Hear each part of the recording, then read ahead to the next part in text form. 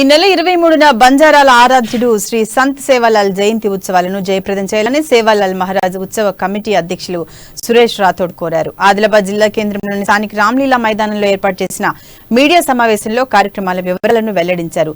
సంత్ శ్రీ సేవాలాల్ 284వ జయంతి వేడుకలకు బంజారాలు లంబాడాలను అధిక సంఖ్యలో తరలించి గోబండార్ కార్యక్రమంలో భాగస్వాములు కావాలని పిలుపునిచ్చారు.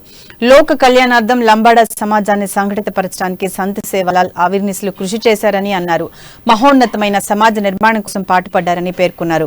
అటు చేపడుతున్న ఏర్పాట్లపై జడ్పీ చైర్మన్ రాథోడ్ జనార్దన్ పర్యవేక్షించారు. జయంతి వేడుకలను విజయవంతం చేయాలని పిలుపునిచ్చారు.